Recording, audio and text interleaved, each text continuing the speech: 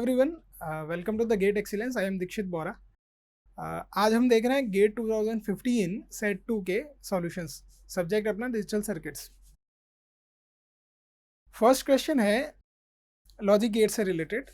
एक अपने को सर्किट दे रखा है और G1 G2 दो अलग अलग गेट्स हैं, पॉसिबिलिटी है, और Y की वैल्यू दे रखी है। पूछा है G1 G2 कौन कौन से गेट्स हैं। In the figure shown the output Y is required to be, तो y अपने को दे दिया A B plus C bar D बार।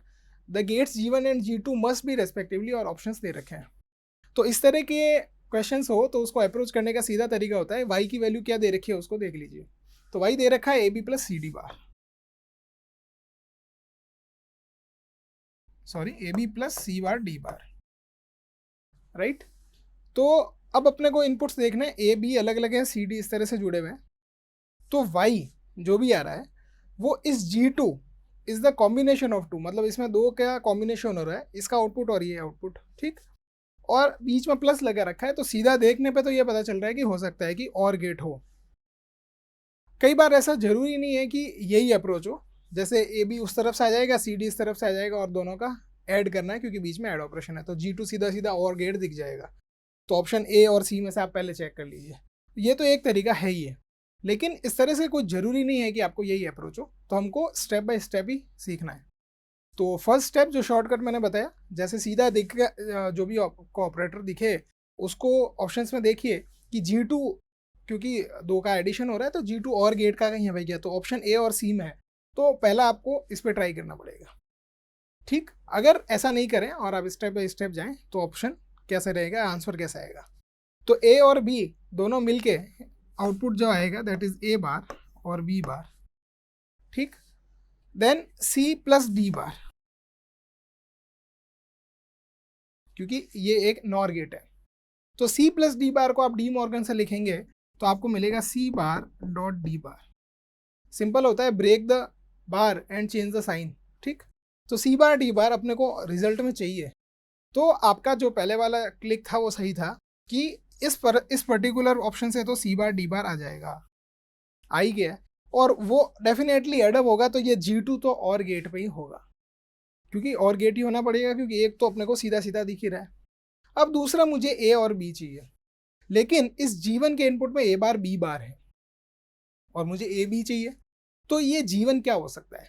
तो अपन ऑप्शंस में देखते हैं, तो नॉर और को चेक करते हैं फर्स्ट, क्योंकि ये तो अपना G2 और क्लियर हो ही गया, तो G2 इज नथिंग बट और गेट। इस G1 को देखते हैं, तो इसके साथ में नॉर दे रखा है, तो मान लो अगर मैं इसको नॉर मानूं, तो नॉर का इनपुट ए बार और बी बार, तो इसका आउटपुट क्या आएगा, ए बार प्लस बी बार, ये तो और नॉर के लिए आपको इसका होल बार लेना पड़ेगा।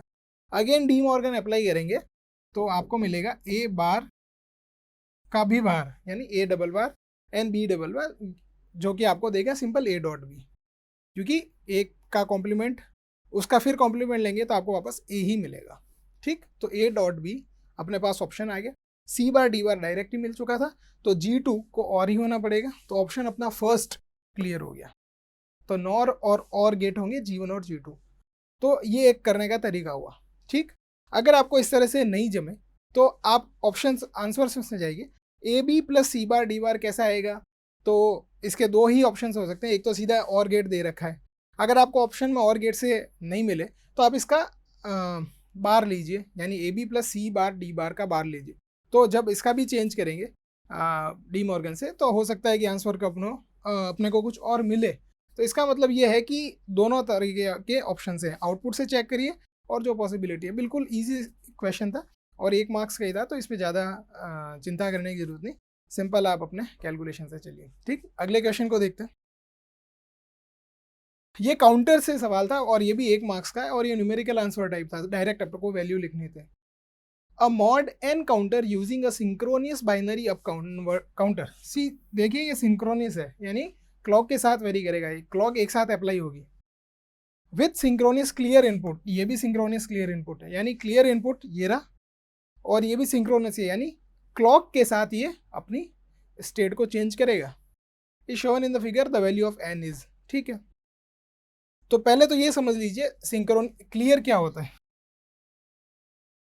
जैसे आपका क्लियर बार आपके पास दे रखा है यहाँ पे, तो जब इसकी वैल्यू 1 होगी और इसकी वैल्यू जब 0 होगी, क्लियर बार की वैल्यू जब 0 होगी और 1 होगी, क्योंकि दो ही ऑप्शन हो सकता है, तो क्या क्या देखते हैं, क्या क्या इफेक्ट आएगा। तो क्लियर बार 1 होने पर ये एक सिंपल एक काउंटर की तरह ऑपरेशन करेगा, ठीक, काउंटर इंक्रीज होता रहेगा। लेकिन जैसे ही क्लियर बार 0 आया आपके पास, ये पूरा आउटपुट्स को रीसेट कर देगा या क्लियर कर देगा, यानी आउटपुट्स जितने भी है उनको सबको 0 स्टेट पे लेके आ जाएगा। जब क्लियर बार 1 होगा तो ये नॉर्मल ऑपरेशन परफॉर्म करेगा, ठीक। तो क्लियर बार की वैल्यू 0 होने पर ये सारी वैल्यूज आउटपुट्स की जो QA QB QC दे रखा है वो 0 हो जाएगी। अब अपने को ये चेक करना है कि ये नंबर ऑफ n कितना है, यानी काउंटर कितनी बार एग्जैक्टली चला, यानी वैलिड स्टेट्स कितनी रहेगी।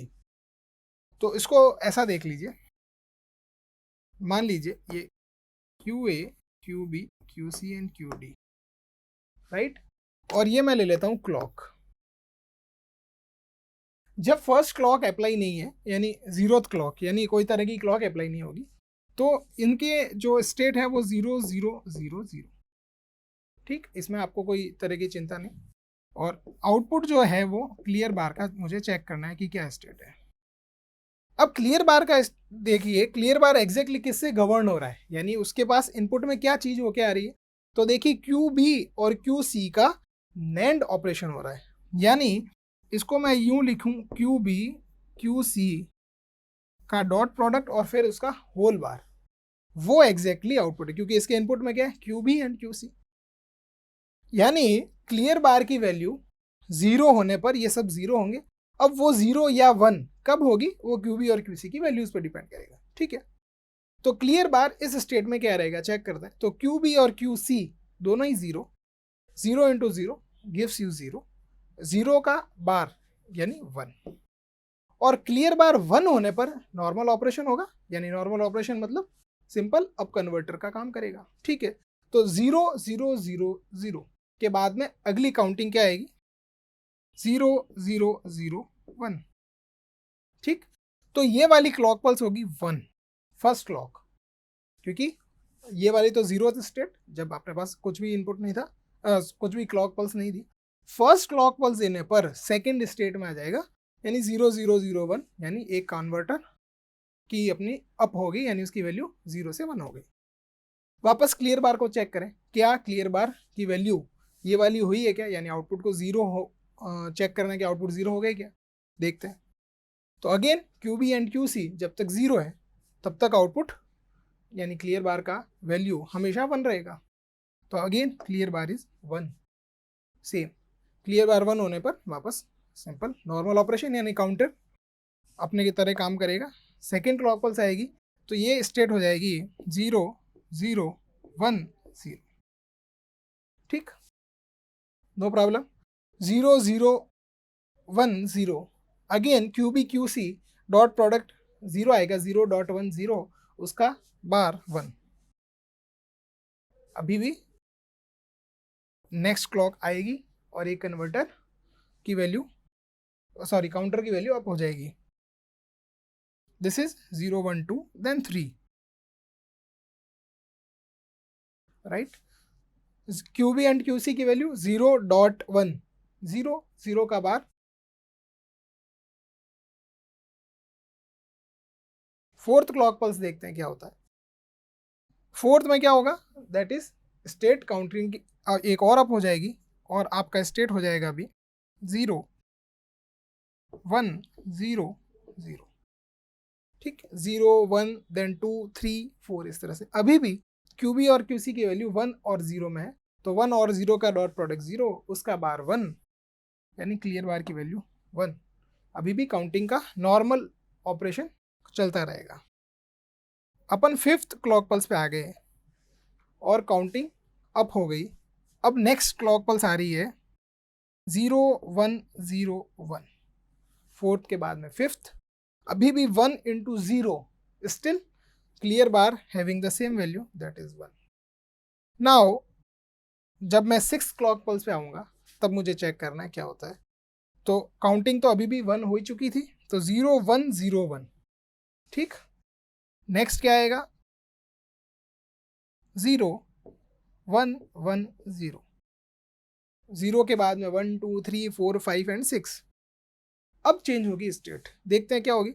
तो क्लियर बार अब QB और QC दोनों 1 होने पर 1 into 1 is equal to 1, then उसका इन्वर्ट दैट इज 0।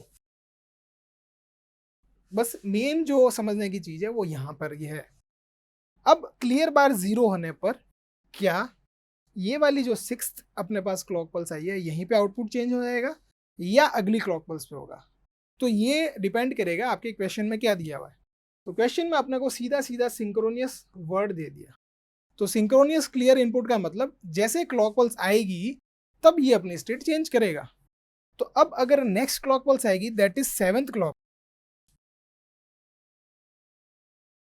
यानी यहां तक आपकी सारी स्टेट वैलिड स्टेट्स हैं, ठीक।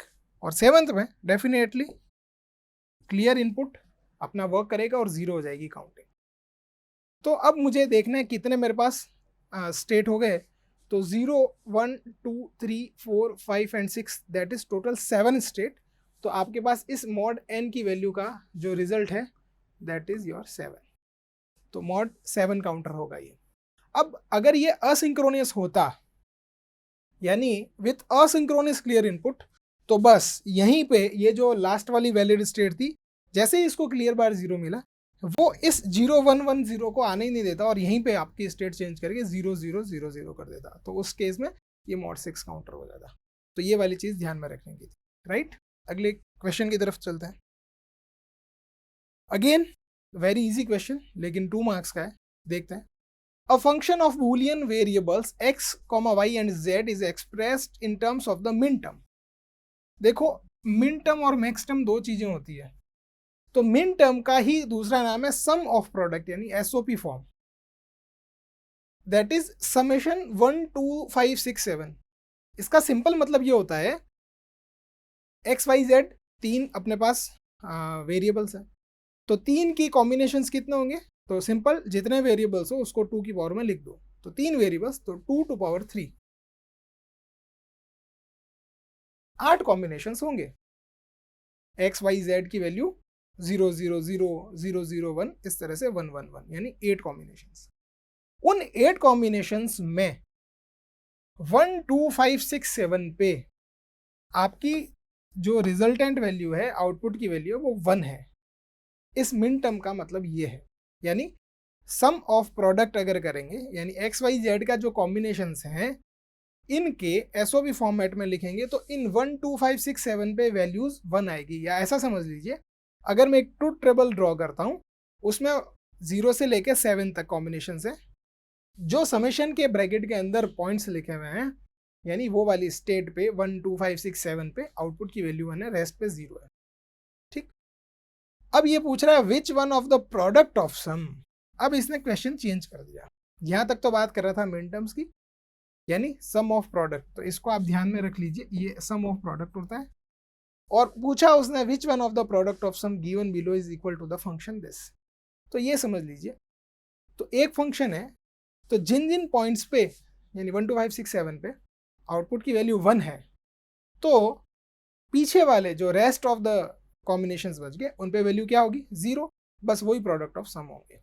यानी अगर मैं इसको प्रोडक्ट ऑफ सम में लिखना चाहूँ कौन कौन से कॉम्बिनेशन है तो इसमें क्या 0 है, नहीं, तो 0 ऑटोमेटिकली इसमें आ जाएगा क्योंकि अपने पास आउटपुट या तो 1 हो सकता है या 0, तो 1 की तो वैल्यू इन लोगों ने दे दी, 0 की अपन लिख देते हैं। 0 आ गया इधर, 1 2 इसमें दे रखा है, 3 इधर नहीं है लिख दीजिए 3, 4 भी नहीं है तो 4 उधर 0 वाले में लिख दीजिए।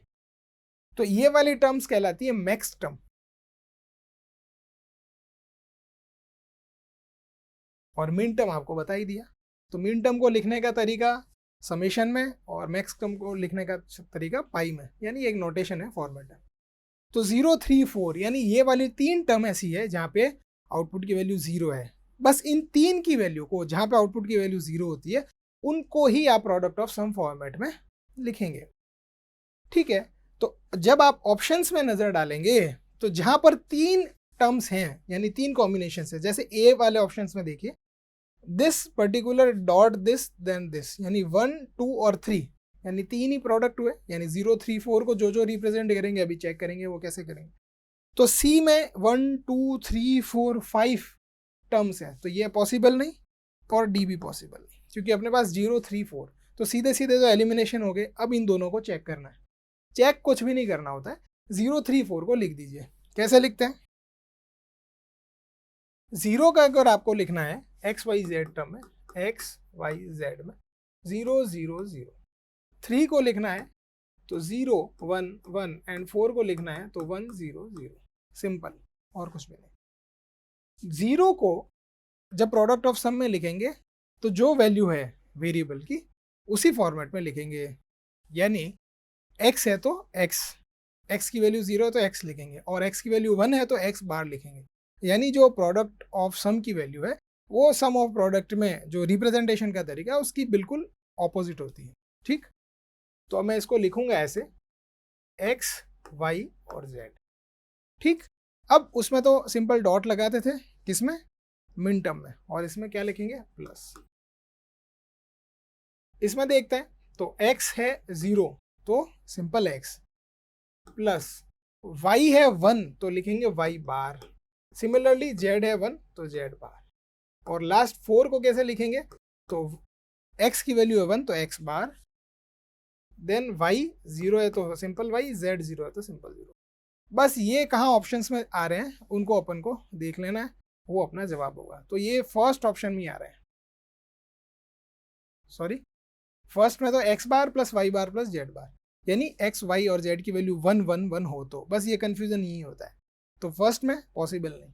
0 को कैसे रिप्रेजेंट करते हैं? तो x plus Y plus Z, तो ये दूसरे वाला ऑप्शन में x plus Y plus Z, then 3 that is x plus Y bar plus Z bar, x plus Y bar plus Z bar, and final x bar plus Y plus Z bar. तो ये वाली चीज़ यहाँ पे match हो गई, तो अपने पास option जो है B is the correct answer. तो इसमें कंफ्यूजन नहीं होना है, कंफ्यूजन करने के लिए सिमिलर ऑप्शंस दे देते हैं, जल्दबाजी में गलत हो जाता है, उसको आप ध्यान में रखते हुए करें। ठीक, सिंपल क्वेश्चन था, 2 मार्क्स का था, तो इस तरह के क्वेश्चंस के लिए आपके लिए स्कोरिंग का काम करेंगे, तो ध्यान दीजिएगा। अगला क्वेश्चन है काउंटर से, the figure shows a binary counter with synchronous clear input with the decoding logic shown the counter works as a, options दे रखा है। अपने पास बाइनरी काउंटर दे रखा है, वो अभी थोड़ी देर पहले जो सवाल किया था उसी के जैसा है। इसमें क्लियर बार ये भी सिंक्रोनियस है, यानी क्लियर बार वर्क करेगा इसकी क्लॉक की इनपुट्स पे। अब ये मुझे चेक करना है ये क्लियर बार खुद कैसे जनरेट हो रहा है, ये 0 1 कैसे आएगा। तो क्लियर बार ये हो रहा है किसी एक्स नॉर गेट से, एक्स नॉर गेट के इनपुट क्या है? Q3 and Q2। ठीक है, तो मैं Q3 Q2 Q1 and Q0 यहाँ क्लॉक लिख देते हैं, और यहाँ पे लिख देते हैं क्लियर बार। क्लियर बार क्या है? Q3 और Q2 का एक्स नॉर ऑपरेशन। क्या होती है प्रॉपर्टी एक्स नॉर और एक्स ऑर की? जब आप एक्स और गेट टू इनपुट की बात कर रहे हैं तो सेम इनपुट आएगा तो आउटपुट हमेशा 0 आ जाएगा एक्स और में, और एक्स नॉर में वो 1 आ जाएगा, यानी दोनों विपरीत होते हैं एक दूसरे के।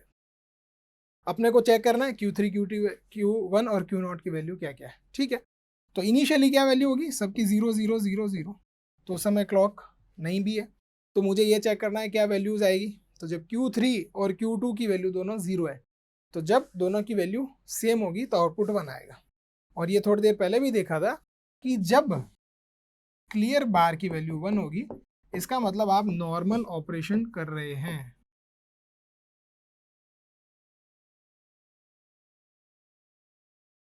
लेकिन क्लियर बार की वैल्यू जब 0 हो जाएगी इसका मतलब आप क्लियर कर रहे हैं डेटा को, यानी Q3 Q2 Q1 Q0 की सबकी वैल्यू 0 कर दी, तो अभी 1 है। तो चलिए अगला, तो काउंटिंग करेगा अपना counter simple 0 0 0 1। First clock pulse आएगी तब इसने काउंट किया। अब देखो Q3 Q2 की वैल्यू क्या है? सेम है ना, क्लियर बार की वैल्यू 1। सेकेंड क्लॉक पल्स आएगी, इसको फिर काउंट करना है अपना को, स्टिल Q3 Q2 की value same, output is 1। Third clock pulse 0 0 1 1, Q3 Q2 की वैल्यू अभी भी सेम, नो प्रॉब्लम, क्लियर बार की वैल्यू 1, फोर्थ क्लॉक पल्स 0 1 0 0, ठीक, फोर्थ क्लॉक पल्स 0 1 0 0। अब Q3 Q2 की वैल्यू डिफरेंट हो गई, यानी Q3, अच्छा आप लोगों को अगर इसका लॉजिक नहीं पता हो तो देखो, अगर आपके पास X और गेट है और उसके दो इनपुट हैं, मान लीजिए Q3 एंड Q2, तो उसका जो गवर्निंग इक्वेशन होगी वो क्या होगी, Q3 bar into Q2 plus Q3 into Q2 bar, और X नॉर में जस्ट इसका इन्वर्जन हो जाएगा, Q3 बार Q2 plus Q3 dot Q2 बार। तो डायरेक्ट अगर दिमाग में नहीं आए कि जब दोनों सेम इनपुट होंगे आउटपुट 1 होगा, तो आप अपनी नॉर्मल जो ट्रेडिशनल मेथड है, यानी इनकी इक्वेशंस को लिखिए, फिर वैल्यूज चेक करके देख लीजिए। अब 0 1 0 0 दोनों डिफरेंट इनपुट, तो आउटपुट विल बी 0, और जैसे ही क्लियर बार 0 आएगा तो वापस याद करिए, ये वाली स्टेट वैलिड स्टेट होगी क्योंकि ये सिंक्रोनस क्लियर इनपुट है। अगर ये असिंक्रोनस क्लियर इनपुट होता तो यहीं पे वैल्यू क्लियर बार अपनी सारी Q3 से लेके Q0 की वैल्यू को 0 कर देता। तो अपने लिए अगली जो क्लॉक पल्स आएगी, फिफ्थ क्लॉक पल्स, उसमें ये सब जाके 0 हो जाएंगे ड्यू टू दिस, क्योंकि अब क्लियर बार की वैल्यू 0 है। तो जब यहाँ तक अपने को वैलिड स्टेट माननी है तो 0 1 2 3 4 कितनी वैलिड स्टेट हो जाएगी, 5। तो इस केस में mod 5 counter will be our answer. तो मॉड 5 सिंपल, यानी जितनी स्टेट उसने कवर करी है, ठीक। क्लॉक पल्स से कंफ्यूज मत होइएगा कि यहाँ पे फोर्थ क्लॉक पल्स ही आई तो मॉड 4 काउंटर होना चाहिए, नहीं, उसने स्टेट कितनी ली, स्टेट यहाँ से शुरू होगी 0 0 0 से, और जहाँ पर वापस वह स्टेट आ गई, यानी वो वाली स्टेट वैलिड स्टेट्स होगी। तो सिंक्रोनियस और असिंक्रोनियस का थोड़ा ध्यान रखिएगा। नेक्स्ट क्वेश्चन देखते हैं। अ 1 to 8 demultiplexer with a data input DEN। अपने पास एक 1 to 8 डीमल्टीप्लेक्सर दे रखा है, इसको ऐसा समझ लीजिए, 1 to 8 डीमल्टीप्लेक्सर में क्या होगा, एक इनपुट होगा और यहाँ टोटल आउटपुट्स होंगे 8, और कुछ सिलेक्शंस लाइन होगी, कुछ मतलब 3 होगी क्योंकि 8 अपने पास कॉम्बिनेशन है। तो S0 S1 S2 इसने इसकी selection line they the, S0 S1 and S2, ठीक है, और S0 उसने LS भी रखी है, तो ठीक है, आप इसको वैसा ले लीजिए, S2 S1 S0, कोई प्रॉब्लम नहीं। एंड Y0 बार, ध्यान दीजिएगा, टू Y7 बार, तो यानी इसका आउटपुट है Y0 बार और यहाँ आया Y7 बार। तो ये कोई 1 to 8 डीमल्टीप्लेक्सर दे रखा है और उसको इन्होंने डिजाइन किया है डीकोडर से, with enable input E bar and the address inputs A0 A1। देखो डीकोडर का क्या मेथड रहता है और डीमल्टीप्लेक्सर का क्या मेथड रहता है वो चेक करता है।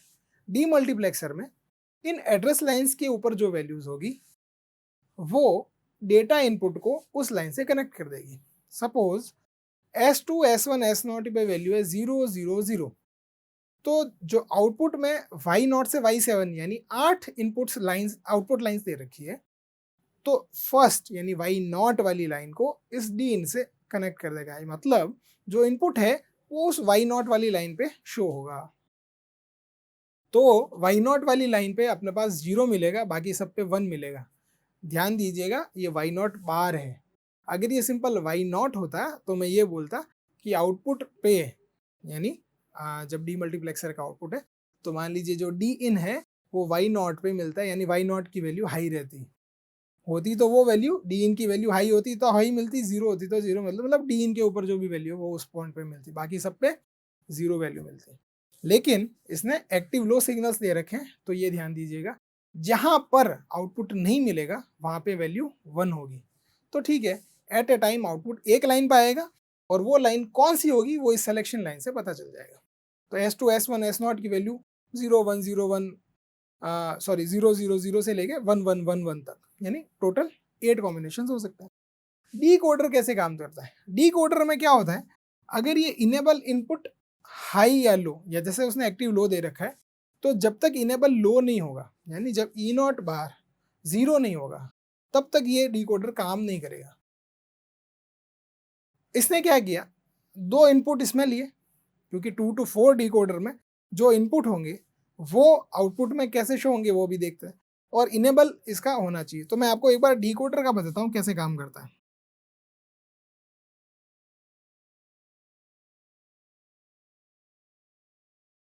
2 to 4 डिकोडर के लिए आप इनेबल ले लीजिए, इनपुट जैसे उसने मान लो ए नॉट और ए वन लिया है, और आउटपुट आपके पास जैसे Y naught bar, Y one bar, Y two bar and Y three. ठीक, जब ए नॉट और ए वन की वैल्यू, सबसे पहले तो ये चेक करो, इनेबल जैसे इनेबल बार है, तो अगर ये इनेबल बार 1 है तो तुम कुछ भी ले लो, यहाँ पे आउटपुट विल बी ऑलवेज 1 1 1 1। ठीक, क्योंकि हाई है, एक्टिव लो सिग्नल के लिए 1 होने पर इसका मतलब वहाँ पे कुछ नहीं है। जब मैं इनेबल बार को 0 कर देता हूँ, तब मुझे ये पता चलेगा कि ए नॉट और ए वन की वैल्यू क्या है, तो मान लो 0 0 है, तो ये 0 0 ये शो करेगा कि इस वाई नॉट बार पे वैल्यू होगी एक्टिव लो, और बाकी सब पे एक्टिव हाई। और एक्टिव हाई होने का मतलब इन सब पे वैल्यू कुछ नहीं है, इस एक्टिव लो की वैल्यू 0 से मैच होने पर ये वाई नॉट शो करेगा। ठीक इसी प्रकार से अगली इनेबल बार 0 ही रहेगा, और नेक्स्ट जो आएगा अपने पास कॉम्बिनेशन दैट इज 0 1, तो उस केस में ये 1 हो जाएगा और ये वाला 0 हो जाएगा, क्योंकि अब वाई 1 अपना सीन में आ जाएगा। ठीक, इनेबल बार 0 ही रहेगा, तब आगे वाली स्टेट आएगी, और ये शो करता है 2 को 1 1, और फाइनल जो आएगी वो 1 1 होने पर, सारे ही 1 लेकिन ये वाई 3 बार 0। तो ये एक 2 to 4 डिकोडर का काम हुआ। अब करना क्या है अपने को, उसने ये कहा है कि D in S not S one और एस टू, यानी ये वाली वैल्यूज को इसमें आप कैसे एडजस्ट करेंगे पी क्यू आर एस में। तो आप हमेशा ये ध्यान दीजिए कि अपने को S two S one S naught को, तो आप इसको ऐसा समझ लीजिए कि मेरे पास 1 to 8 डी मल्टीप्लेक्सर है, उसको मैं 1 to 4 1 to 4, ठीक, मेरे पास उसको मैं समझ लीजिए 1 to 4 डी मल्टीप्लेक्सर में काम करके देखता हूँ, तो इनपुट तो हमेशा एक ही होगा, तो इनपुट चेंज नहीं हो रहा है। अब मैं आपको वो करके बताऊं कि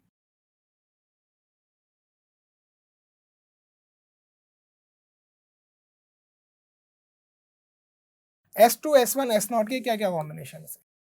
तो S two S one S naught, ठीक, अब मैं इसको ले लेता हूँ 0 0 0 0 0 1 0 1 0 3 4 5 6 एंड 7, क्योंकि मुझे डी मल्टीप्लेक्सर को डी कोडर के उस फॉर्मेट में बुलाना है। ठीक है, S2 S1 S0, अब ध्यान दीजिए S2 इस पर्टिकुलर 4 स्टेट तक चेंज नहीं हो रहा है, लेकिन बाद में ये चेंज हो रहा है, और कैसा चेंज हो रहा है कि बिल्कुल 0 है तो 1 हो जा रहा है। ठीक, अब ये मुझे इसमें चेक करना पड़ेगा कि ये यहाँ पे कहाँ पर है, होपफुली आपको दिख रहा होगा। अब पी क्यू आर एस में मैं देखूँ इस पूरे सर्किट में, तो P और Q के ये कॉम्बिनेशन इस इनेबल पे जा रहे हैं, और ये इनेबल हमेशा ऑन रहेगा, तभी ये वाला काम करेगा। सिमिलरली यही P इसमें जा रहा है दूसरे वाला इनेबल को ऑन करने में, लेकिन Q को देखिए ये इन्वर्ट हो रहा है, तो अपनी वाली बात हो रही है, यानी S2 कहीं ना कहीं इस पे मैच हो रहा है। अब तो P जो Q है वो तो हो जाएगा S2, क्यों, क्योंकि ये एक बार इनेबल के साथ तो है ही, वो तो ठीक है क्योंकि ये ऑरिंग ऑपरेशन हो रही है, लेकिन Q की वैल्यू अगर S2 नहीं होगी तो मेरे पास और कोई ऑप्शन ही नहीं रहेगा इसको चेक करने का, क्योंकि यही वैल्यू 0 0 0 के बाद में 1 1 1 हुए जा रही है, और वो इसमें सेट हो रही है। एस यानी Q की वैल्यू नॉट गेट के थ्रू होते हुए इस दूसरे वाले डिकोडर को ऑन कर रही है। तो मुझे पहले 4 कॉम्बिनेशन के लिए तो ये ऑन करना है, क्योंकि वाई नॉट से वाई थ्री, और लास्ट 4 कॉम्बिनेशन के लिए मुझे वाई 4 से वाई 7 ऑन करना है। तो P जो हो गया वो तो कांस्टेंट है दोनों में, तो ये तो हो गया डी इन। अब देखो डी इन और S2 को मान लो 0, ठीक। तो डी इन कुछ भी हो, मान लो 0 1 कुछ भी, तो डी इन के साथ S2 का ऑरिंग ऑपरेशन होगी, तो दोनों ही 0 हुए तो आउटपुट 0 होगा। तो डी इन मान लीजिए 0 है और S2 की वैल्यू 0 है, तो ये ऑन हो जाएगा। सिमिलरली जब डी इन इसके साथ जाएगा, यानी आउटपुट में आपको क्या मिला, डी इन, भाई डी इन प्लस S2, ठीक। S2 की वैल्यू तुम 0 लो चाहे 1 लो, तो 1 होने पर तो ये आउटपुट 1 दे देगा। S2 की वैल्यू 0 होगी तो उसके साथ डी इन के साथ जुड़ेगी तो आउटपुट क्या आएगा, डी इन, और उस केस में ये इनेबल वर्क करेगा। लेकिन S2 उसी टाइम यहाँ पे 0 मान लो दिया तो ये 1 देगा और ये आउटपुट 1 देगा, तो उस केस में ये ऑन नहीं होंगे। तो जो फर्स्ट कॉम्बिनेशन है 4, उस केस में आपका ये 2 to 4 डिकोडर ऑन हो रहा है जब Q को S2 मान रहा है, और चूंकि ये P जो है वो कांस्टेंट रह रहा है। अब आपका क्वेश्चन ये हो सकता है कि R और S क्यों नहीं हो सकते, डी इन और ये, तो देखते हैं। R और S इन दोनों को इसके इनपुट के से जुड़ा हुआ है। 2 to 4 डिकोडर जो फर्स्ट है उसका जो इनपुट है A0 A1, वही इनपुट दूसरे वाले डिकोडर के लिए। अब इस ट्रुथ टेबल को आप थोड़ा चेक करिए, 0 0 0 1 1 0 1 1, इसको यहां तक अलग करके देखिए। सेकंड 4 इस वाले को छोड़ दीजिए, 0 0 0 1 1 0 1, यानी S1 और S0 ही आपके इनपुट्स होंगे। तो जो A0 और A1 है that is S0 and S1, क्योंकि ये तो चेंज ही नहीं हो रहे, और वही अपना सर्किट में दे रखा है, सर्किट में भी उनको चेंज नहीं किया है। इस सर्किट की तरफ आप ध्यान दे दीजिए। P हो गया अपना D इन, Q हो गया अपना S2, और A0 और A1 की वैल्यू क्या हो जाएगी, सिंपल S0 एंड S1, क्योंकि ये दोनों ही चेंज नहीं हो रहे हैं। तो फर्स्ट हाफ और सेकंड हाफ के लिए जो चेंज हो रही थी वैल्यू वो थी Q2 की, इसलिए अपन ने उसको लिख दिया S2 को, टेबल से ये प्रूफ हो रहा है। तो S2 की वैल्यू फर्स्ट 4 के लिए, यानी फर्स्ट 4 कॉम्बिनेशन के लिए 0 रह रही है, और सेकंड 4 कॉम्बिनेशंस के लिए, सेकंड हाफ के लिए ऐसा समझ लीजिए 1 रह रही है। तो S2 की वैल्यू चेंज हो रही है, P अपना कॉन्स्टेंटली जुड़ा हुआ है दैट इज सिंपली D इन, और S0 and S1 will be your inputs of the decoder that is A0 and A1. So PQRS के लिए जो कॉम्बिनेशन हो जाएगा, तो P हो गया अपना D in, Q हो गया अपना S2, R हो गया S0 और S हो गया S1। तो it will be D input, ये रहा D in, C और D ऑप्शन दोनों में। फिर है S0, नहीं अपने पास S2 है, then S0, then S0, then S1। So option D अपना सही जवाब हो जाएगा। तो इस वाले क्वेश्चन को करने के लिए कॉन्सेप्ट क्लियर होना चाहिए डिकोडर का और demultiplexer, right. So answer will be D. So this is all about the GATE 2015 set 2 solutions. Thank you.